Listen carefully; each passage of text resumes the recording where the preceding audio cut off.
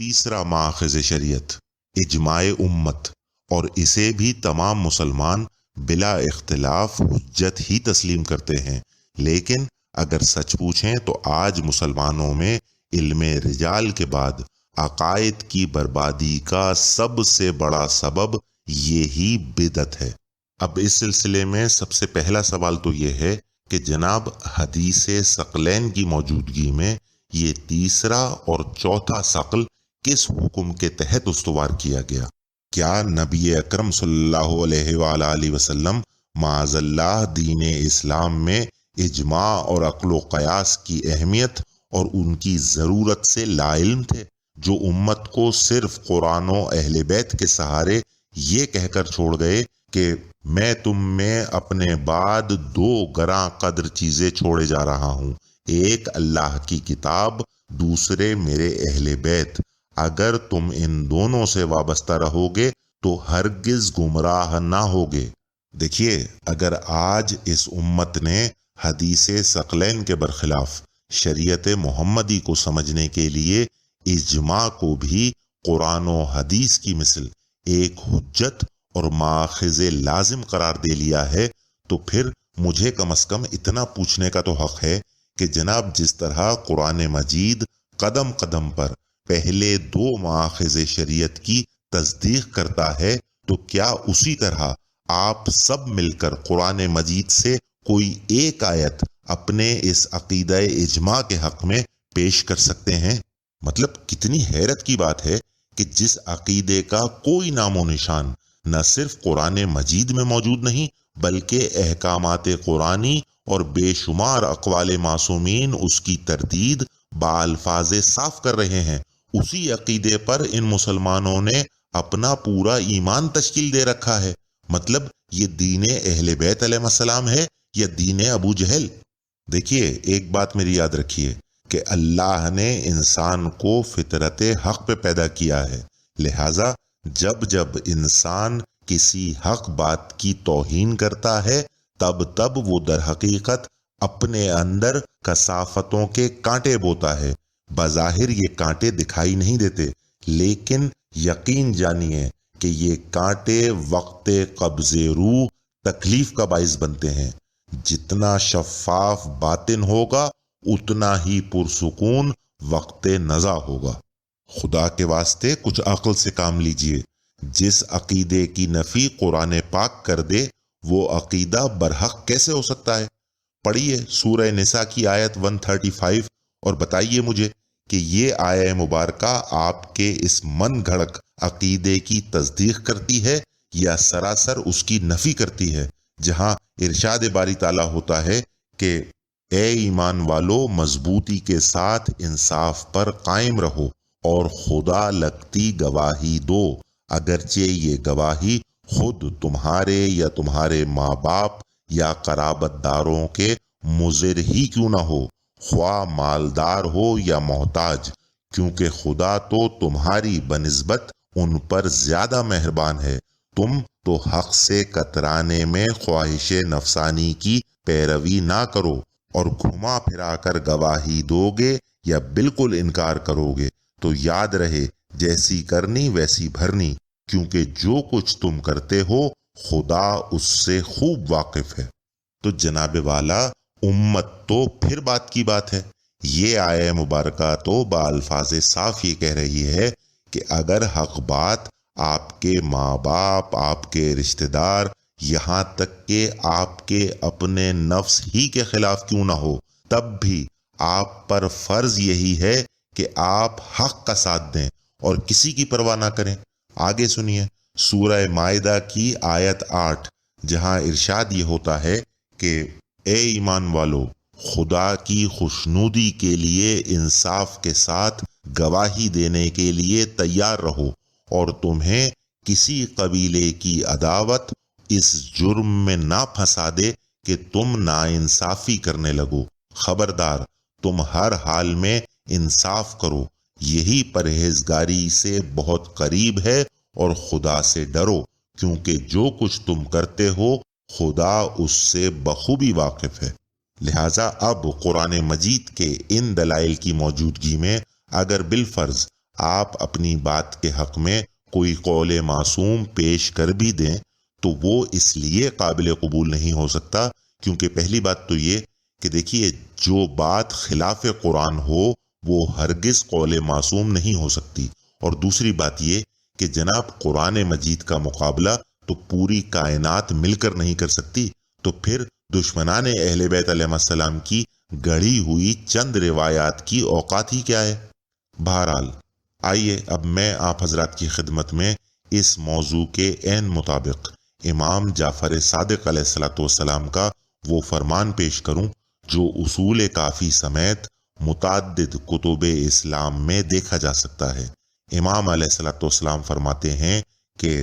کتاب خدا کے راوی تو بہت ہیں اور قرآن پر عمل کرنے والے کم ہیں، بہت سے خالص سمجھتے ہیں حدیث کو اور غیر خالص جانتے ہیں قرآن کو، جب اس کو مخالف حدیث پاتے ہیں پس علماء فکر کرتے ہیں رعایت قرآن میں اور مذمت کرتے ہیں اس کے مخالفوں کی، اور جہاں فکر کرتے ہیں روایت کے متعلق پس تابعین دو قسم کے ہیں، ایک جاویدانی زندگی چاہنے والے اور دوسرے ہلاکت ابدی کے خواستگار۔ اس لیے یہ لوگ دو گروہ میں تقسیم ہو گئے، ایک وہ جو قرآن پر عامل ہیں اور جو حدیث موافق قرآن نہ ہو اس کو ترک کر دیتے ہیں، اور دوسرا گروہ وہ ہے جو حدیث کو مقدم جانتا ہے چاہے وہ مخالف قرآن ہو۔ اور سچ پوچھیں تو حقیقتاً یہی علماء اسلام آج کرتے بھی ہیں کہ جب اپنے اس خود ساختہ عقیدہ اجماع کے برخلاف آیات قرآنی دیکھتے ہیں تو جواباً ایک حدیث یہ پیش کرتے ہیں کہ جناب رسول خدا صلی اللہ علیہ وآلہ وسلم نے یہ فرمایا ہے کہ میری پوری امت کبھی کسی غلط بات پر جمع نہیں ہو سکتی۔ اور پھر بقول فرمان امام علیہ السلام رعایت قرآن اس طرح تلاش کرتے ہیں کہ جناب سورہ نساء کی آیت 115 میں جو یہ ارشاد ہوا کہ اور جو شخص سیدھا راستہ معلوم ہونے کے بعد پیغمبر کی مخالفت کرے اور مومنوں کے رستے کے سوا اور رستے پر چلے تو جدھر وہ چلتا ہے ہم اسے ادھر ہی چلنے دیں گے اور قیامت کے دن جہنم میں داخل کریں گے اور وہ بہت بری جگہ ہے۔ تو اس آیہ مبارکہ میں وارد ہونے والے الفاظ سبیل المومنین یعنی مومنین کا راستہ، اس سے مراد اجماع امت ہے۔ بہت اچھے، تو جناب صرف اتنا اور بتا دیجئے کہ جب بقول قرآن مجید مومنین ہی در حقیقت خدا کے انعامات اور اس کے فضل و کرم کے حقیقی مستحق قرار پاتے ہیں تو پھر کیا آپ سورہ فاتحہ میں بھی اجماع امت ہی پر چلنے کی دعا مانگتے ہیں؟ کیونکہ وہاں بھی مومنین ہی کے راستے کا ذکر ہے کہ اہدنا الصراط المستقیم صراط الذین انعمت علیہم غیر المغضوب علیہم ولا الضالین۔ اور پھر صرف یہ ایک سورہ فاتحہ ہی نہیں بلکہ قرآن مجید میں جہاں کہیں مومنین کے راستے کا ذکر آیا ہے وہاں آپ کو اپنے اسی اصول پر قائم رہتے ہوئے اسے اجماع امت کا راستہ تسلیم کرنا پڑے گا۔ لہٰذا یہ ہے وہ رعایت قرآن جس کا ذکر امام علیہ السلام نے کیا۔ اور پھر مزے کی بات تو یہ ہے کہ یہ بے تکی رعایت قرآن بھی اتنی آسانی سے نہیں سوجی، بلکہ کہتے یہ ہیں کہ جناب جب امام شافعی کو قرآن مجید سے اجماع امت کی کوئی دلیل نہ مل سکی تو انہوں نے قرآن مجید کا بغور مطالعہ شروع کیا اور اس چکر میں وہ 300 بار پورا قرآن مجید پڑھ گئے، اور پھر جب 301ویں بار وہ قرآن مجید پڑھ رہے تھے تب ان کی نظر اس آیت پر رکی اور انہیں یہ احساس ہوا کہ ان الفاظ سے اجماع امت مراد ہے۔ اچھا، اب مجھے حیرت اس بات پر نہیں کہ جو چیز 300 بار قرآن پڑھنے میں نہیں نظر آئی وہ 301ویں مرتبہ قرآن پڑھنے میں کیسے نظر آ گئی؟ حیرت تو مجھے اس بات پر ہے کہ اتنی بار مطالعہ قرآن کے دوران انہیں اسی سورہ مبارکہ نساء کی آیت 135 نظر نہیں آئی جو بالفاظ صاف اجماع امت کی تردید کر رہی ہے۔ لیکن بات دراصل یہ ہے کہ جستجو حق کی خاطر قرآن پڑھنے میں اور رعایت قرآن تلاش کرنے کی نیت سے قرآن پڑھنے میں بہت فرق ہے۔ لیکن کیا کیا جائے جب علماء حضرات کی نظر میں قرآن مجید کے واضح احکامات کے مقابلے میں ان کے امام شافعی کی تلاش کردہ یہ بے تکی رعایت قرآن زیادہ معتبر ہو۔ لیکن جہالت اور اس پر ہٹ دھرمی کا عالم تو یہ ہے کہ اہل سنت کے مشہور عالم اور محقق ڈاکٹر اسرار احمد نے پہلے اسی آیہ مبارکہ کی تفسیر میں صحابہ کا مقام اور حضرت صلی اللہ علیہ وآلہ وسلم پر ان کے اٹوٹ ایمان اور اطاعت کا تذکرہ کیا، جو اجماع امت ثابت کرنے کے لیے کافی تھا۔ لیکن پھر انہوں نے اسی آیہ مبارکہ کے ذیل میں امام شافعی کی گئی اس انتھک محنت کا ذکر بھی کر ڈالا۔ وَمَنْ يُشَاقِقِ الرَّسُولَ، اور جو رسول کی مخالفت پر تلا ہوا ہے، یہ نجوہ کر رہا ہے مخالفت میں، سازشیں، سرگوشیاں، بھڑکا رہا لوگوں کو، دیکھو جی یہ کر دیا، یہ کر دیا، اپنے لوگوں کے لیے یہ کر دیا۔ غزوہ حنین میں ہوا،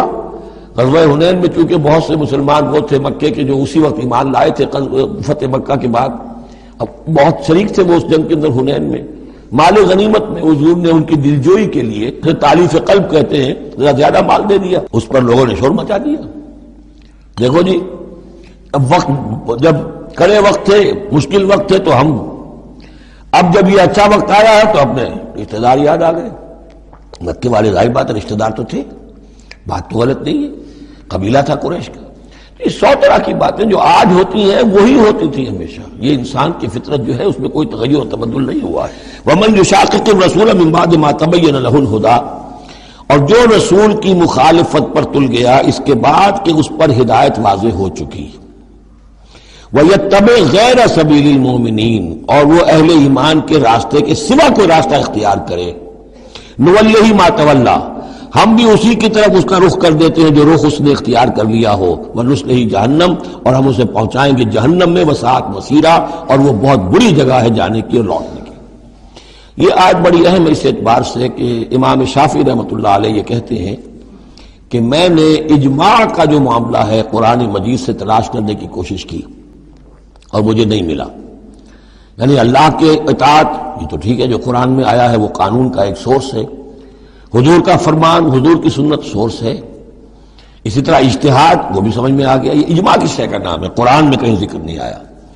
تو کہتے ہیں کہ میں نے 300 مرتبہ پورا قرآن پڑھا شروع سے آخر تک، صرف اس ایک مسئلے کو سامنے رکھ کر کہ مجھے اجماع کے لیے کوئی دلیل قرآن سے ملے۔ تب اس آیت پر آ کر 301ویں مرتبہ پھر نگاہ جمی، وَيَتَّبِعْ غَيْرَ سَبِيلِ الْمُؤْمِنِينَ، یعنی گویا کہ اہل ایمان کا جو راستہ ہے جس پر اجماع ہو گیا اہل ایمان کا، یہ خود اپنی جگہ ایک بہت بڑی سند ہے، اس لیے کہ حضور نے فرمایا میری امت ضلالت پر کبھی جمع نہیں ہوگی۔ تو جن چیز پر اجماع ہو جائے وہ گویا کہ وہ خود اپنی جگہ پر وہ اس کو ایک حیثیت حاصل ہو جاتی ہے، اوتھینٹسٹی۔ بہرحال اب رہی بات اس حدیث رسول صلی اللہ علیہ وآلہ وسلم کی جو اجماع امت کے حق میں پیش کی جاتی ہے کہ جناب آپ صلی اللہ علیہ وآلہ وسلم نے فرمایا کہ میری پوری امت کبھی کسی ناحق بات پر جمع نہیں ہو سکتی۔ تو جناب والا جب آپ سب مطابق حدیث رسول صلی اللہ علیہ وآلہ وسلم یہ ایمان رکھتے ہیں کہ مسلمانوں کے 72 فرقوں میں سے صرف ایک فرقہ جنتی ہے، تو پھر آپ کی پیش کردہ یہ حدیث اجماع کو ہرگز ثابت نہیں کرتی، بلکہ یہ اس امر کو ثابت کرتی ہے کہ وہ ایک جنتی فرقہ کبھی کسی ناحق بات پر امت سے اتفاق نہیں کر سکتا، چاہے وہ تنہا ہی کیوں نہ رہ جائے۔ دوسرا سوال، اور وہ یہ کہ اجماع امت سے مراد اکثریت کی رضامندی ہے یا 100% اتفاق رائے؟ اب ویسے تو یہ بات تمام شیعہ اور اہل سنت علماء علل اعلان کہتے ہیں کہ اجماع امت سے مراد 100% اتفاق رائے ہے، اور ان دونوں فرقوں کے پاس اس اجماع امت کی ایک ہی دلیل ہے کہ جناب یہ ممکن نہیں کہ امت کا ایک ایک فرد کسی ناحق بات پر اکٹھا ہو جائے۔ المستدرک للحاکم میں صحیح سند سے حدیث ہے الموجب الکبیر طبرانی میں بھی موجود ہے صحیح سند سے، اللہ تعالیٰ میری امت کو کبھی گمراہی پر جمع نہیں ہونے دے گا، جماعت پہ اللہ کا ہاتھ ہے۔ لیکن اس موقع پر شیعہ علماء خود کو اہل سنت سے علیحدہ اور منفرد رکھنے کے لیے کہتے یہ ہیں کہ جناب ہمارے پاس اجماع امت کی یہ دلیل نہیں ہے، اور پھر جو دلیل وہ پیش کرتے ہیں وہ آپ خود سن لیجئے۔ اجماع کے معنی کیا ہے؟ اجماع کے معنی ہے کہ 100% مسلمان پوری دنیا کی جو امت مسلمہ ہے 100% کسی بات پر متفق ہو جائے، اس کا متفق ہو جانا اس بات کی دلیل ہے کہ یہ بات صحیح ہے۔ میں بہت عجیب و غریب بات عرض کر رہا ہوں، آپ تو 1500 سال سے اجماع کے خلاف بولتے رہے ہیں نا، تو آسانی سے تو تسلیم نہیں کریں گے، لیکن ہے فقہ جعفری میں تیسرا سورس یہی ہے، پہلا سورس قرآن، پہلا ذریعہ شریعت لینے کا، دوسرا ذریعہ سنت معصوم، تیسرا ذریعہ اجماع۔ تو دوسرے فقہی مکاتب بھی یہ کہا گیا کہ بھئی اس کی دلیل یہ ہے کہ پیغمبر نے کہا تھا لا تجتمع امتی علی خطئین او علی ضلال او علی ضلالۃ، پیغمبر نے فرمایا کہ میری امت پوری کی پوری کبھی گمراہی پہ جمع نہیں ہوگی۔ اب مخبر صادق کا قول ہے نا، میری امت پوری کی پوری کبھی کسی غلط بات پر اجماع نہیں کرے گی، پوری امت، یہ نہیں کہ مدینے کے مثلا 15 افراد ہوں یا مدینے کے 27 افراد ہوں، نہیں، پوری امت غلط بات پر کبھی اجماع نہیں کرے گی۔ تو انہوں نے رزلٹ یہ دیا کہ اگر یہ پیغمبر اکرم نے فرمایا ہے تو اس کا مطلب یہ ہے کہ اگر سارے مسلمان کسی بات پر جمع ہو جائیں تو وہ بات صحیح ہوگی۔ بات تو معقول ہے نا، بات معقول ہے، لیکن ہمارے پاس دلیل یہ نہیں ہے۔ اب ہم اپنی دلیل دینا چاہتے ہیں۔ بھائی یہ بتائیں، بہت توجہ رہے، کہ وہ جو آپ کا آخری امام غیب میں بیٹھا ہوا ہے اس کا کام کیا ہے؟ کوئی کام تو ہوگا نا۔ تو جس طریقے سے ایک اندیکھی طاقت گمراہ کر رہی ہے، اسی طریقے سے وہ فی الحال نظر نہ آنے والا انسان ہدایت کر رہا ہے، اسے ذہن میں رکھیے گا۔ تو اس غیب میں بیٹھنے والے امام کا فریضہ یہ ہے کہ اگر کوئی غلط بات ہو رہی ہے تو وہ حق بات کہہ دے، چاہے سامنے آئے یا نہ آئے، کسی کے دل میں ڈال دے، کسی کے کان میں کہہ دے، القاء کر دے۔ ایک صحیح بات معاشرے میں ہر زمانے میں موجود رہے، یعنی ضروری نہیں سب لوگ مان لیں گے، فتوی بھی نہیں، لیکن اس کا یہ فریضہ ہے کہ کسی غلط بات پر ساری امت کو جمع نہ ہونے دے۔ اگر بھائی بڑا پالیسی میکنگ جملہ کر رہا ہوں، اگر پوری امت پیغمبر کی کسی غلط بات کے اوپر جمع ہو جائے، یعنی 100% غلط پر، تو اس کا مطلب ہے کہ وہ غائب فریضہ ہدایت کو انجام نہیں دے رہا ہے۔ کیوں غلط جو بات پہ جمع ہو گئے سب، یعنی سب جمع ہو گئے، تو یہ ممکن نہیں ہے کہ اس امام کے ہوتے ہوئے پوری امت کسی غلط بات کے اوپر مجتمع ہو سکے۔ اس لیے اگر امت جمع ہو رہی ہے واقعاً کسی بات پر، تو مطلب یہ ہے کہ امام کی رائے اور امام کا اندیہ اس کے اندر شامل ہے، اس کا نام ہے ہمارے یہاں اجماع۔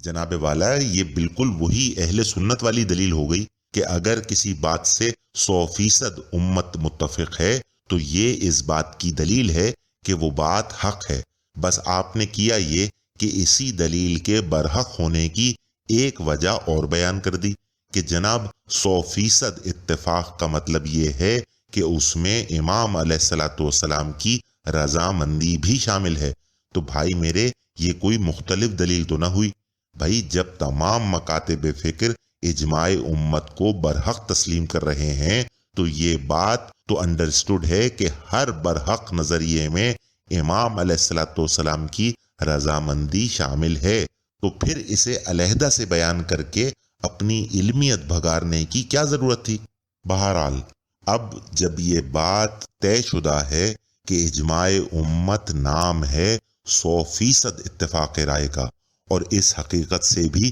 کسی کو اختلاف نہیں کہ اجماع کی ضرورت صرف اور صرف انہی مسائل میں درپیش ہوتی ہے کہ جن کے متعلق قرآن و احادیث میں کوئی حکم نہ پایا جاتا ہو، تو اب پوری امت مسلمہ سے گزارش میری صرف یہ ہے کہ خدا کے واسطے اخلاقی اور ایمانی جرت کا مظاہرہ کریں اور اجماع کے باب میں ہر اس عقیدے سے دستبردار ہو جائیں جس سے کوئی ایک مسلمان بھی اختلاف کرتا ہو، کیونکہ ایسی صورت میں وہ 100% اتفاق رائے تو نہ ہوئی۔ اور یا پھر دو ٹوک الفاظ میں یہ اعلان کیجئے کہ ایسے تمام افراد اور ایسے تمام مکاتب فکر جو کسی معاملے میں اجماع امت سے اتفاق نہیں رکھتے، وہ حضرت صلی اللہ علیہ وآلہ وسلم کی امت ہی سے خارج ہیں، تاکہ آپ کے اس 100% اتفاق رائے والے نظریے پر کوئی داغ نہ لگے۔ لیکن پھر ایسی صورت میں یقین جانیے کہ کچھ ہی اعلانات کے بعد ہر مسلمان امت محمدی صلی اللہ علیہ وآلہ وسلم کی فہرست سے خارج ہوگا۔ اور یا پھر تیسرا اور آخری آپشن آپ کے پاس یہ ہے کہ آپ اپنے اس 100% اتفاق رائے والے قانون کو ہمیشہ کے لیے دفن کر دیجئے، اور آج سے اجماع سے مراد اکثریت کو لینا شروع کر دیجئے۔ لیکن پھر ایسی صورت میں اور دوسرے ایسے مسائل آپ کے سامنے آ کھڑے ہوں گے جن کا جواب آپ جیسا علم رکھنے والے تا قیامت نہیں دے سکتے، کیونکہ اگر یہ مان لیا جائے کہ حق اکثریت کے ساتھ ہے تو پھر انسانوں میں اکثریت عیسائیوں کی ہے، اور مسلمانوں میں اکثریت اہل سنت کی، اور پھر اہل سنت کی بات کی جائے تو اکثریت فقہ حنفی کے ماننے والوں کی ہے، اور یہ وہ فقہ ہے کہ جس کی 80% باتوں سے امام شافعی نے اختلاف کیا ہے، اور علماء اہل سنت اسے بدترین فقہ قرار دیتے ہیں۔ یہ وہ فقہ ہے کہ جو کہتی ہے کہ اگر انگلی پر غلاظت لگی ہو تو اسے چاٹ کر پاک کیا جا سکتا ہے، یا جس طرح سورہ بقرہ کی آیت 233 کے برخلاف یہ فقہ کہتی یہ ہے کہ جناب مدت رضاعت 2 نہیں بلکہ 2.5 سال ہے۔ تو اب آپ مجھے بتائیے کہ کیا آپ کے اندر اتنی ہمت ہے کہ آپ اپنا دین چھوڑ کر اکثریت کے ساتھ شامل ہو سکیں؟ اور پھر ایسی صورت میں ان درجنوں آیات قرآنی کا جواب دینے کے لیے بھی تیار ہو جائیں جو اکثریت کو کہیں کم عقل، کہیں شیطان کے پیروکار، کہیں اندھے، کہیں بہرے، کہیں گونگے، تو کہیں ان کے متعلق یہ کہتی ہیں کہ ہم نے جن و انس کی اکثریت جہنم کے لیے پیدا کی۔ لہٰذا جناب والا آپ کے اجماع سے حل کیے گئے مسائل کی بات تو پھر بات کی ہے، پہلے آپ اجماع امت کی بیان کردہ تعریف پر تو 100% اتفاق رائے حاصل کر لیں۔ لیکن کیا کیا جائے کہ جب اجماع کو قرآن و حدیث سے زیادہ مضبوط بنیاد تصور کیا جانے لگے۔ نیکسٹ کوشچن ہے، اگر کسی چیز پر اجماع ہو تو صحیح حدیث بھی نہیں مانی جائے گی، کیا یہ بات درست ہے؟ اور صحیح حدیث کے معاملے میں اجماع کو اہمیت دینا کیا نبی علیہ السلام کی مخالفت نہیں؟ کوئی نبی علیہ السلام کی مخالفت نہیں، اس لیے کہ وہ حدیث صحیح ہوتی ہی نہیں ہے۔ اجماع کو اس لیے حجت مانا جا رہا ہوتا ہے کہ آپ کسی حدیث کو، مثلا میں مسلم شریف سے صحیح حدیث آپ کو پیش کرتا ہوں کہ نبی صلی اللہ علیہ وآلہ وسلم نے آگ پہ پکی ہوئی چیز کھائی اور اس کے بعد وضو کیا، کہ آگ پہ پکی ہوئی چیز کھانے سے وضو ٹوٹ جاتا ہے، روٹی بھی آگ پہ پکتی ہے، سالن بھی آگ پہ۔ اب میں یہ صحیح حدیث پیش کرتا ہوں، لیکن امت کا اجماع بتاتا ہے کہ نہیں ٹوٹتا۔ آپ صحیح حدیث کی بات کر رہے ہیں، ہم کہتے ہیں آیت بھی ہو قرآن کی، وہ بھی نہیں مانی جائے گی جو منسوخ ہو چکی ہوئی ہے۔ چوتھا ماخذ شریعت ہے قیاس یا عقل۔ عموماً اہل سنت حضرات قیاس کو چوتھا ماخذ قرار دیتے ہیں اور شیعہ حضرات عقل کو۔ اب قبل اس کے کہ میں ان دونوں کے مابین فرق واضح کروں، اس چوتھے ماخذ شریعت کے حوالے سے میرا سب سے پہلا سوال تو یہ ہے کہ جناب تیسرے اور چوتھے ماخذ شریعت میں کیا فرق ہے؟ کیونکہ دیکھیے اجماع امت کے حوالے سے تو آپ خود یہ بات تسلیم کرتے ہیں کہ اس کی ضرورت صرف اور صرف اس وقت درپیش ہوتی ہے جب کسی مسئلے کا حل پہلے 2 مآخذ میں موجود نہ ہو، کیونکہ ظاہر سی بات ہے کہ اگر کسی مسئلے کا حل قرآن و حدیث میں موجود ہے تو ایسی صورت میں اس معاملے پر اجماع امت ہونا نہ ہونا برابر ہے، کیونکہ قرآن و حدیث کی خلاف ورزی کسی صورت میں نہیں کی جا سکتی۔ لہٰذا اس کا نتیجہ یہ نکلتا ہے کہ جب کبھی کسی مسئلے کا حل قرآن و حدیث میں نہیں ملتا اور بات اجماع تک آ جاتی ہے تو لازمی कुछ उलमाए दीन कुरान व अहदीस की रोशनी में सही लेकिन अपनी अपनी तबा आजमाई से उस मसले का हल निकालते हैं और फिर जिस हल को इजमाए उम्मत हासिल होता है उसे कबूल कर लिया जाता है। तो हुजूर वाला बिल्कुल यही तारीफ आप चौथे माखज़ शरीयत कयास या अक्ल की भी तस्लीम करते हैं कि जनाब जब किसी चीज का हल पहले 3 माखज़ में न मिले तब उसका हल कुरान व हदीस की रोशनी में अक्ल इस्तेमाल करते हुए निकाला जाता है। तो जनाबे वाला फिर इन दोनों माखज़ में क्या फर्क रह गया? भाई दोनों ही तरीक़ाकार में मसाइल का हल अक्ल की मरहून मिन्नत हुआ या नहीं? वरना मैं दावे के साथ कहता हूं कि आप इजमाए उम्मत की कोई एक ऐसी मिसाल नहीं दिखा सकते कि जिसमें मसले का हल किसी गैर मासूम ने अपनी अक्ल से ना निकाला हो।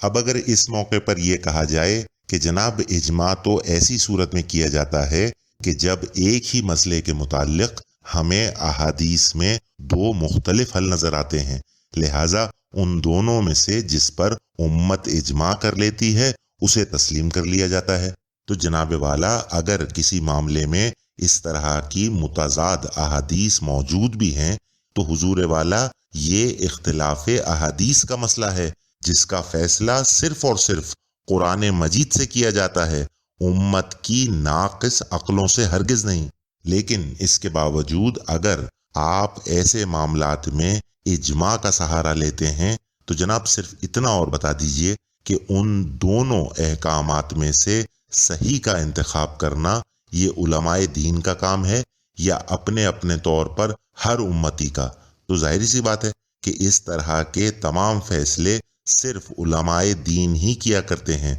उम्मत का काम तो उलमा हजरात में से किसी एक की बात को कबूल करना है। तो जनाबे वाला उलमा हजरात इस सही और गलत का फैसला अक्ल ही की बुनियाद पर तो करते हैं, क्योंकि अगर इसकी बुनियाद कुरान मजीद की कोई आयत या कसरत अहदीस है तो फिर उसके मुताल्लिक इजमाए उम्मत का तो कोई सवाल ही पैदा नहीं होता, उसे तो बस तस्लीम करना है। देखिए अगर इन दोनों माखज़ में कोई फ़र्क है तो वो सिर्फ ये कि इजमा के मुताल्लिक आपका कहना ये है कि जनाब उसे तस्लीम सिर्फ उसी सूरत में किया जाता है कि जब उसे उम्मत की 100% पजीराई मिले, लेकिन चौथे माखज़ में उसी एक गैर मासूम की तबाज़माई को आप ज़बरदस्ती उम्मत पर थोप देते हैं। और उलमाए शिया तो इसके साथ ये शर्त भी लगा देते हैं कि जनाब किसी न किसी आलिम की राय पर अमल करना वाजिब है, वरना आपका कोई अमल काबिल कबूल नहीं है। लिहाजा अब आपके पास ये तस्लीम किए बिना कोई चारा नहीं कि ये तीसरा और चौथा माखज़ शरीयत दर हकीकत एक ही चीज के 2 नाम हैं। जवाब तो आपको इस सवाल का देना है कि जनाब जब इजमा को तीसरा माखज़ करार दे लिया गया था तो फिर उसी चीज को दूसरे नाम से चौथा माखज़ करार देने की क्या जरूरत आन पड़ी थी? यकीन जानिए कि उलमाए दीन ता क़यामत इस सवाल का जवाब नहीं दे सकते, लेकिन इंशाअल्लाह इस गुफ्तगू के इख्तिताम पर मैं आपको इसका तसल्ली बख्श जवाब दूंगा। बहरहाल अब रहा सवाल ये कि जनाब क़यास और अक्ल में क्या फ़र्क है। तो देखिए मैं समझता हूँ कि ये बात समझना किसी होशमंद और अक्लमंद इंसान के लिए कतई दुश्वार नहीं कि जिस तरह इजमा अक्ल इंसानी के बगैर मुमकिन नहीं, उसी तरह बिना तबा आजमाई के कयास मुमकिन नहीं। दर हकीकत अक्ल और कयास एक ही चीज के 2 नाम हैं, क्योंकि दोनों के पीछे इंसान की जाती राय का अमल दखल होता है। लेकिन उलमाए शिया इन्हें एक मानने से सिर्फ इसलिए इनकार करते हैं क्योंकि उनकी किताबों में वाज़े अक़वाले मासूमीन मौजूद हैं कि कयास अमले शैतान है। इसीलिए वो अक्ल को कयास से अलहदा कोई शय बताते हैं, जबकि मासूमीन अलैहिस्सलाम ने भी इन दोनों अल्फाज को एक ही मानों में इस्तेमाल किया है कि जब कभी किसी इमाम से दीनी मामलात में गौर व फिक्र यानी अपनी अक्ल इस्तेमाल करने के मुताल्लिक दरियाफ्त किया गया تو امام علیہ الصلوۃ والسلام نے جواب میں دین کے معاملات میں قیاس آرائی کی مذمت فرما دی۔ اصول کافی میں مرقوم ہے کہ راوی کہتا ہے کہ میں نے امام جعفر صادق علیہ الصلوۃ والسلام سے کہا کہ ہم پر کبھی ایسے مسائل پیش کیے جاتے ہیں جن کا جواب نہ ہم کو قرآن سے ملتا ہے نہ حدیث میں، پس ہم غور کر کے خود ہی جواب دے دیتے ہیں۔ فرمایا خبردار ایسا نہ کرنا، اگر تمہارا قیاس ٹھیک ہوا تو اس کا اجر نہ ملے گا، اور اگر تم نے غلطی کی تو تم نے اللہ پر جھوٹ بولا۔ اور اسی طرح جب امام موسیٰ کاظم علیہ الصلوۃ والسلام کے سامنے یہ مسئلہ رکھا گیا کہ مولا ہمارے سامنے کچھ ایسے سوالات بھی آتے ہیں کہ ان کے جوابات نہ ہم کو آپ سے حاصل ہوئے نہ آپ کے آبائے طاہرین سے، پس ایسے موقع پر جو ہمیں آتا ہے اس کے ہر پہلو پر غور کر کے جواب دے دیتے ہیں، کیا یہ صحیح ہے؟ تو مولا نے فرمایا واللہ اس میں ہلاکت ہے، جس نے ایسا کیا وہ ہلاک ہوا۔ اب ذرا اس حوالے سے علامہ طالب جوہری مرحوم کا بیان اور سن لیجئے، جہاں قدرت نے ان کی زبان سے دو حق ادا کروا دیے۔ پہلا یہ کہ قرآن و سنت کے بعد اپنی عقل سے کام لینے کا نام قیاس ہے، اور دوسرا یہ کہ ان موصوف نے بھی قرآن و سنت کے بعد تیسرا نام قیاس ہی کا لیا، لیکن اجماع کا کوئی ذکر نہیں کیا، جس سے یہ بات صاف ظاہر ہے کہ اجماع کی بنیاد بھی دراصل عقل انسانی ہی ہے۔ اب مزے کی بات تو یہ ہے کہ جب علامہ صاحب کی زبان سے یہ حق نکل گیا تو فوراً ہی انہوں نے اس کی تردید میں یہ دعویٰ کر ڈالا کہ خدا کی قسم ہمارے ہاں قیاس نہیں آیا، اور پھر بوکھلاہٹ میں امام علیہ الصلوۃ والسلام کا ویسا ہی ایک فرمان سنا ڈالا جس میں کسی نے امام علیہ الصلوۃ والسلام کے سامنے قیاس کرنے کا اعتراف کیا، اور جواب میں امام علیہ الصلوۃ والسلام نے بالفاظ صاف دین میں اپنی عقل استعمال کرنے کی مذمت فرما دی۔ کہ وہ تو سیدھا سادھا مدینہ تھا، ان کے مسائل ہی کم تھے، تو سن 11 ہجری تک رسول نے جو دیا اس سے مسئلہ حل ہو گیا۔ اور اب جب بڑھے گا مسلمانوں کا اقتدار اور مسلمانوں کا جغرافیہ جب بڑھے گا تو سارے مسائل پیدا ہوں گے، تو اب سن 11 ہجری کے بعد کرو گے کیا؟ کہا بھئی جب سنت تو ختم ہو گئی اب اپنی عقل سے کام لیں گے، اس کا نام ہے قیاس۔ کہا بھئی جب سنت تو ختم ہو گئی اب اپنی عقل سے کام لیں گے، اس کا نام ہے قیاس۔ لیکن اس مرحلے پر روک رہا ہوں، دیکھو قیاس آ گیا نا، ہمارے یہاں نہیں آیا، اور خدا کی قسم نہیں آ سکتا۔ امام کی خدمت میں ایک بہت بڑا مجمع تھا، کچھ لوگ وہاں پہچاننے والے بھی موجود تھے، انہوں نے جگہ خالی کی، وہ تشریف فرما دیے۔ امام نے جو دیکھا کہ بڑا احترام ہو رہا ہے، کہا کہ بھائی یہ کون ہے؟ کہا یہ اپنے زمانے کے سب سے بڑے فقیہ ہیں۔ امام نے قریب بلایا، محبت سے بٹھایا، کہا کہ آپ سب سے بڑے فقیہ ہیں تو فتویٰ کیسے دیتے ہیں؟ کہا بے کتاب اللہ کی کتاب سے۔ کہا اگر کتاب خدا میں نہ ملے، نہ ہو نہیں نہ ملے، کہا اگر کتاب خدا میں نہ ملے تو کیا کرو گے؟ کہا بے سنت رسول ہی، میں رسول کی سنت پہ عمل کروں گا اور اس سے فتویٰ دوں گا۔ کہا اگر سنت رسول میں بھی نہ ملے تو کہا کہ میں قیاس کروں گا۔ تو بے اختیار امام نے فرمایا سنو میرے اس جملے کو یاد رکھنا، دین اللہ لا یصاب بالعقول، اللہ کا دین تمہاری ناقص عقلوں سے ناپا نہیں جا سکتا، اللہ کا دین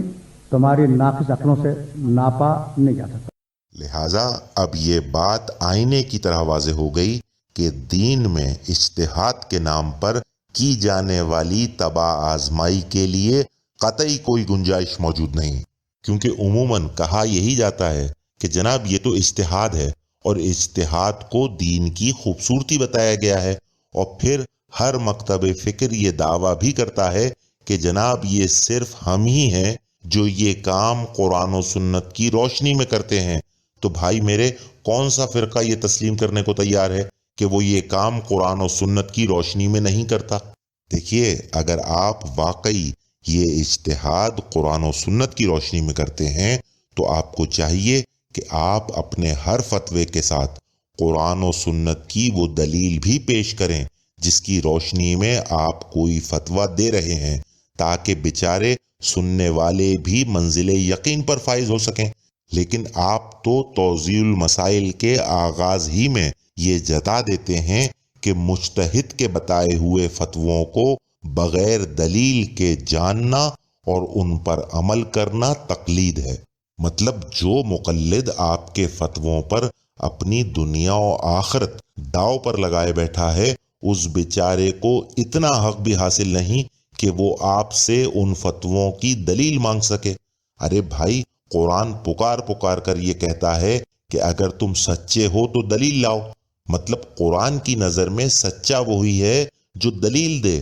یقین جانیے کہ دلیل نہ دینے کا واحد سبب یہی ہے کہ اگر یہ اپنی کسی اجتہاد کی دلیل قرآن سے دکھا دیں تو دودھ کا دودھ اور پانی کا پانی ہو جائے، اور عوام کے سامنے ان علماء کی اصلیت کھل کے سامنے آ جائے۔ مثال کے طور پر سگریٹ کے جائز ہونے کا جو فتویٰ دیا جاتا ہے، اس کی دلیل یہ مجتہدین سورہ بنی اسرائیل کی آیت 15 کے اختتام پر وارد ہونے والے ان الفاظ کو قرار دیتے ہیں کہ ہم اس وقت تک عذاب نہیں دیا کرتے جب تک کسی رسول کو مبعوث نہ کر دیں۔ میں دعوے کے ساتھ کہتا ہوں کہ کوئی ذہین سے ذہین انسان بھی اگر ساری زندگی اس آیہ مبارکہ اور ان کے دیے گئے فتوے کو سامنے رکھ کر غور و فکر کرتا رہے، تب بھی ان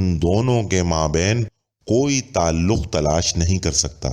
لیکن کیا کہنے ان کاریگروں کے کہ جو بنا کسی خوف خدا آیات قرآنی کو اپنے مفاد میں موڑنا جانتے ہیں۔ سنیے ذرا علامہ طالب جوہری کی زبانی یہ سارا کھیل، جہاں انہوں نے اتفاقاً اس ایک فتوے کی دلیل کا ذکر کر دیا اور حقیقت ہمارے سامنے آ گئی۔ ہمارے یہاں جو دلیل عقل ہے وہ سنت معصوم اور قرآن مجید کی روشنی میں ہے۔ مثلا میں مثال دے دوں، دیکھیے سگریٹ پیغمبر اکرم کے زمانے میں نہیں تھی، سگریٹ نوشی، حقہ کم سے کم اس کلچر میں نہیں تھا، کوئی حکم نہیں ہے سگریٹ کے سلسلے میں، اور ہمارے مجتہدین بھی پیتے رہے مباح سمجھ کر۔ دلیل کیا ہے بھائی؟ جب کوئی حکم نہیں ہے تو وہ حرام بھی ہو سکتا ہے، حلال بھی ہو سکتا ہے نا۔ ایک آیت ہے قرآن کی، اور عجیب و غریب آیت ہے سورہ بنی اسرائیل میں، یہ دلیل عقل سمجھانے کے لیے عرض کر رہا ہوں۔ ما کننا معذبین حتی نبعث رسولا، اللہ فرماتا ہے کہ ہم کسی پر بھی اس وقت تک عذاب نہیں کرتے جب تک اس کے پاس پیغام نہ پہنچا دیں۔ بات تو بڑی واضح ہے نا، قوم لوط کے پاس پیغام آ گیا، انہوں نے نہیں مانا، عذاب آ گیا۔ قوم نوح کے پاس پیغام پہنچا، انہوں نے نہیں مانا، عذاب آ گیا۔ تو پروردگار کیا کہہ رہا ہے کہ ہم کسی انسان پہ بھی عذاب نازل نہیں کرتے جب تک اس کے پاس پیغام نہ پہنچا دیں۔ رزلٹ کیا نکلا؟ رزلٹ یہ نکلا کہ اللہ کی سیرت میں میسج بھیجے بغیر عذاب دینا نہیں، اللہ کی سنت میں اور اس کی سیرت میں پیغام دیے بغیر عذاب دینا نہیں ہے۔ اب مجتہد نے رزلٹ کیا نکالا؟ مجتہد نے رزلٹ یہ نکالا کہ اگر یہ تمباکو حرام ہوتی تو ہمارے پاس پیغام آیا ہوتا۔ کتنا کلیئر کٹ رزلٹ ہے، کتنا کلیئر کٹ اجتہاد ہے جو اس کے اندر سے نکلا۔ اگر تمباکو حرام ہوتی تو ہمارے پاس پیغام آیا ہوتا، ہمارے پاس پیغام نہیں آیا ہے، تو اب اگر ہم پی کے اس کی بارگاہ میں جائیں تو عذاب تو دے گا نہیں، اور جس چیز پہ عذاب نہ دیا جائے وہ مباح ہوگی۔ تو اتنی آسانی کے ساتھ اس کے مباح ہونے کا فتویٰ ہمارے مجتہدین نے اس ایک چھوٹی چیز سے دے دیا۔ تو جناب مرحوم کی اس عالمانہ گفتگو کے حوالے سے پہلی بات تو یہ کہ اس آیہ مبارکہ میں رسول بھیجنے کا ذکر ہے، جسے بار بار وہ یہ کہہ رہے ہیں کہ خدا اس وقت تک عذاب نہیں بھیجتا جب تک کوئی حکم نہ بھیج دے، اور پھر قوم لوط اور قوم نوح کی مثال بھی دے رہے ہیں کہ جب انہوں نے خدا کا حکم آنے کے باوجود اسے نہ مانا تو ان پر عذاب آ گیا۔ تو بھائی میرے، کیا ان قوموں پر عذاب سگریٹ پینے کی وجہ سے آیا تھا؟ مطلب مان لیا کہ سگریٹ کے بارے میں کوئی حکم شریعت میں موجود نہیں، لیکن حضور والا جو اور ہزاروں احکامات کی خلاف ورزی یہ امت صبح شام کر رہی ہے اور گناہوں کی دلدل میں دھستی جا رہی ہے، لیکن اس کے باوجود کوئی عذاب نہیں آتا، تو کیا آپ کے خیال میں سگریٹ کا حکم ان احکامات سے زیادہ اہم ہے جو خدا ان کی نافرمانی پر بھی عذاب نہیں بھیجتا؟ جناب والا، اس آیے مبارکہ کو کوئی بچہ بھی بآسانی سمجھ سکتا ہے، لیکن افسوس کہ وہی دین کے دروغہ نہیں سمجھ پائے جو اسے سمجھنے کا دعویٰ بھی کرتے ہیں۔ دیکھیے، اس آیے مبارکہ میں خداوند عالم عذاب بھیجنے کی شرط بتا رہا ہے کہ ہم اس وقت تک عذاب نہیں بھیجتے جب تک کوئی رسول مبعوث نہ کر دیں، لیکن اس کا مطلب ہرگز یہ نہیں ہے کہ جہاں کہیں خداوند عالم نے رسول مبعوث کر دیا وہاں عذاب ضرور بھیجے گا۔ مطلب انتہا ہے ان علماء کی قرآن فہمی کی، اور اس پر نتیجہ کیا دیتے ہیں وہ ایک بار اور سن لیجئے ذرا۔ اللہ کی سنت میں اور اس کی سیرت میں پیغام دیے بغیر عذاب دینا نہیں ہے۔ اب مجتہد نے رزلٹ کیا نکالا؟ مجتہد نے رزلٹ یہ نکالا کہ اگر یہ تمباکو حرام ہوتی تو ہمارے پاس پیغام آیا ہوتا۔ جناب والا، آیت میں یا تو رسول بھیجنے کا ذکر آیا ہے یا عذاب بھیجنے کا، لیکن کوئی پیغام بھیجنے کا ذکر ہرگز نہیں آیا۔ لہٰذا اب آپ یا تو یہ کہیے کہ اگر تمباکو حرام ہوتی تو ہمارے پاس عذاب آیا ہوتا، یا معاذ اللہ یہ کہیے کہ اگر تمباکو حرام ہوتی تو ہمارے پاس رسول آیا ہوتا۔ استغفر اللہ ربی واتوب الیہ۔ یہ ہے ان مجتہدین کی نیک نیتی اور ان کے فتووں کی حیثیت۔ یہاں ایک بات واضح رہے کہ میری اس پوری جرح کا مقصد ہرگز یہ نہیں ہے کہ میں سگریٹ کو حرام سمجھتا ہوں، بلکہ مجھے اعتراض اس منطق سے ہے کہ جسے اگر درست مان لیا جائے تو پھر ہر وہ کام حلال تسلیم کرنا پڑے گا کہ جس کی ممانعت قرآن و حدیث میں موجود نہیں۔ بہرحال اب آخر میں رہا سوال یہ کہ آخر یہ کیا ماجرا ہے کہ ایک طرف معصومین علیہ السلام دین کے معاملے میں اپنی عقل لڑانے کی مذمت کر رہے ہیں، اور دوسری طرف اجتہاد کو دین کی خوبصورتی بھی بیان فرما رہے ہیں۔ مزید برآں قرآن مجید قدم قدم پر ایسے احکامات بھی صادر فرماتا ہے کہ جیسے نشانیاں ہیں اس میں عقل والوں کے لیے، یا یہ لوگ قرآن میں غور کیوں نہیں کرتے، یا جیسے جو لوگ عقل استعمال نہیں کرتے وہ چوپایوں کی مثل ہیں بلکہ ان سے بھی بدتر، وغیرہ وغیرہ۔ تو دیکھیے، بات دراصل یہ ہے کہ قرآن و احادیث کی نظر میں اجتہاد وہ ہرگز نہیں ہے جو آج کیا جا رہا ہے کہ جو بات آپ کی ناقص عقل کہے اسے آپ حجت مان لیں، بلکہ در حقیقت اجتہاد کے معنی یہ ہیں کہ ناقصین کی ہر طرح کی آراء سے بالاتر ہو کر اقوال معصومین علیہ السلام کی مدد سے ان حقائق قرآن کو تلاش کیا جائے جو وقت کے ساتھ ساتھ جہالتوں اور انا پرستی کی گرد میں کہیں پوشیدہ رہ گئی ہیں۔ مطلب آسان الفاظ میں اجتہاد دین میں ریسرچ کا دوسرا نام ہے، اور ریسرچ ہمیشہ موجودہ عقائد کی اصلاح کے لیے کی جاتی ہے، بے روح عقائد تشکیل دینے کے لیے ہرگز نہیں۔ اور اس اجتہاد کی سب سے مضبوط بنیاد امیر المومنین علیہ السلام کا وہ فرمان ہے کہ یہ مت دیکھو کہ کون کہہ رہا ہے، بلکہ یہ دیکھو کہ کیا کہہ رہا ہے۔ لہٰذا بے شک یہ اجتہاد از روئے احکامات دین کی خوبصورتی بھی ہے اور قیامت تک جاری بھی ہے۔ لیکن افسوس کہ آج دیکھا ہی یہ جاتا ہے کہ کون کہہ رہا ہے۔ مجتہدین اگر پتھر بھی دے دیں تو اسے چوم کر رکھ لیں گے، لیکن اگر کوئی غیر معروف انسان ہیرے جواہرات بھی چن کر دے دے تو اسے ٹھکرا دیں گے۔ دیکھیے، ایک بات تو طے ہے، اور وہ یہ کہ قرآن مجید جیسے آفتاب ہدایت کی روشنی میں اس قدر بے راہ روی صرف جہالت اور انا پرستی ہرگز نہیں ہو سکتی۔ یہ ہٹ دھرمی قصدن ہے، اور خدا بہتر جانے کہ اس کا مقصد کیا ہے۔ میں کسی صورت یہ تسلیم نہیں کر سکتا کہ قرآن مجید کی جو روشنی مجھ جیسے طالب علم کو نظر آ رہی ہے وہ ان نامی گرامی علماء دین کی نظروں سے اوجھل ہو۔ بات دراصل یہ ہے کہ یہ سب کچھ ایک سوچی سمجھی منصوبہ بندی کا نتیجہ ہے، اور وہ یہ کہ جب ان علماء سو کا قرآن پر کوئی زور نہ چل سکا تو کیا یہ گیا کہ پہلے تو علم رجال جیسے ناسور کے ذریعے اقوال معصومین علیہ السلام کو آلودہ کیا گیا، اور پھر لوگوں کو قرآن سے ہٹا کر اقوال معصومین علیہ السلام کی طرف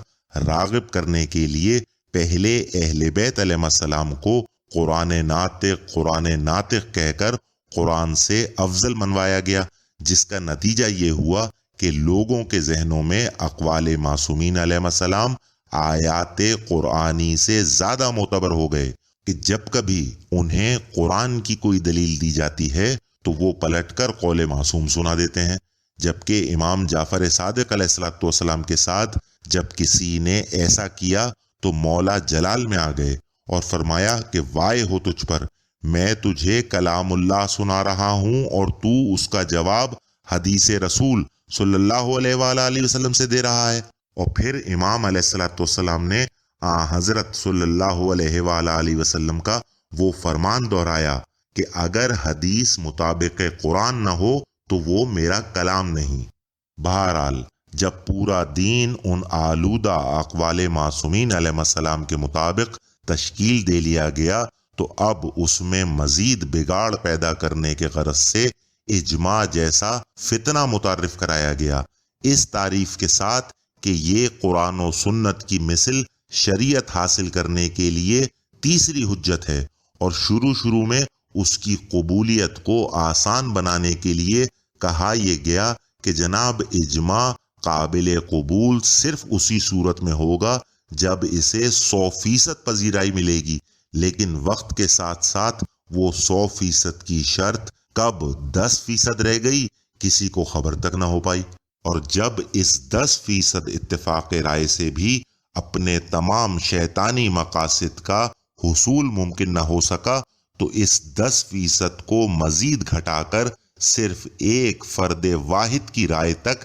لے آئے کہ جس کا حکم ماننا سب پر واجب قرار دے دیا گیا۔ یہ تھا چوتھا ماخذ شریعت جس میں ایک انسان کی رائے پر پوری امت بنا دلیل کے آمنا صدقنا کہنا شروع ہو گئی، اور اس ماخذ شریعت کی شرائط کچھ ایسی رکھی گئیں کہ سادہ لوح مومن آسانی سے اس جال میں پھنس سکے اور علماء کا راز بھی فاش نہ ہو سکے کہ جناب کوئی مقلد مجتہد سے دلیل نہیں مانگ سکتا، اگر آپ ہمارے کہے پر آنکھیں بند کر کر عمل کریں گے تو آپ کی آخرت کی ذمہ داری ہم لیتے ہیں، اور اگر ہماری غلامی اختیار کرنے سے انکار کیا گیا تو جان لو کہ تمہارا کوئی عمل قابل قبول نہیں رہے گا۔ دیکھیے، میرا کام مومنین کی صفوں میں دشمنان حق کی صرف نشاندہی کرنا ہے، ان سے اظہار یکجہتی کرنا یا لا تعلقی کا اظہار کرنا یہ آپ کا کام ہے۔ خدا کے واسطے کچھ غور کیجئے، جب یہ بات آج ہم سب تسلیم کرتے ہیں کہ بنو امیہ اور بنو عباس کے دور میں اہل بیت علیہ السلام کے نام لیواؤں پر ظلم و ستم کی انتہا کر دی گئی، یہاں تک کہ معصومین علیہ السلام کے نام پر نام رکھنے کی بھی اجازت نہیں تھی، وہیں ایک ظلم کا پہاڑ یہ بھی توڑا گیا کہ شیعوں کے تمام کتب خانے جلا کر راکھ کر دیے گئے۔ لہٰذا آج جو ذخیرہ احادیث و روایات ہمارے پاس ہیں وہ اہل سنت ہی کی کتابوں سے لی گئی ہیں۔ تو جناب ایسے حالات میں تو ہمیں انتخابات احادیث و روایات کے معاملے میں ضرورت سے زیادہ محتاط ہونا چاہیے تھا، لیکن بس یہی ہم سے چوک ہوئی، اور وقت کے ساتھ ساتھ نہ جانے کتنے بے روح عقائد ہمارے مذہب کا حصہ بن گئے، اور باقی رہی صحیح کسر ان علماء سو نے پوری کر دی۔ کبھی یہ دین کے ٹھیکیدار دشمنان اہل بیت علیہ السلام پر لعنت کرنے کو شرعی حرام قرار دیتے ہیں، تو کبھی زیارت عاشورہ ہی کو غیر ضروری قرار دے دیتے ہیں، اور پھر اجماع امت کے نام پر اپنی ان قیاس آرائیوں کو تسلیم بھی کروا لیتے ہیں۔ بھائی میرے، مذہب حقہ میں یہ نہیں دیکھا جاتا کہ کون کہہ رہا ہے، اور نہ یہ دیکھا جاتا ہے کہ کتنے کہہ رہے ہیں، بلکہ صرف اور صرف یہ دیکھا جاتا ہے کہ کہی گئی بات مطابق قرآن ہے یا نہیں۔ اس امت کی تاریخ کا سب سے پہلا اجماع تو سقیفے میں ہوا تھا، جس سے اہل بیت علیہ السلام کی حق تلفیوں کا آغاز ہوا تھا۔ اسی لیے یہ چیز ہمیشہ سے مذہب اہل بیت میں حرام سمجھی جاتی رہی تھی، لیکن جب دور حاضر میں چند علماء دین نے تقلید کے نام پر لوگوں کو ذہنی مفلوج بنا دیا تو بآسانی اس ناسور کو دین کا ماخذ لازم بھی قرار دے لیا اور کسی کو احساس تک نہیں ہوا۔ سنیے انہی مرحوم عالم دین کی زبانی یہ اعتراف بھی کہ مذہب اہل بیت کے ماننے والے ہمیشہ سے اجماع کو ماخذ شریعت نہیں سمجھتے تھے۔ میں بہت عجیب و غریب بات عرض کر رہا ہوں، آپ تو 1500 سال سے اجماع کے خلاف بولتے رہے ہیں نا، تو آسانی سے تو تسلیم نہیں کریں گے، لیکن ہے فقہ جعفری میں تیسرا سورس یہی ہے۔ پہلا سورس قرآن، پہلا ذریعہ شریعت لینے کا، دوسرا ذریعہ سنت معصوم، تیسرا ذریعہ اجماع۔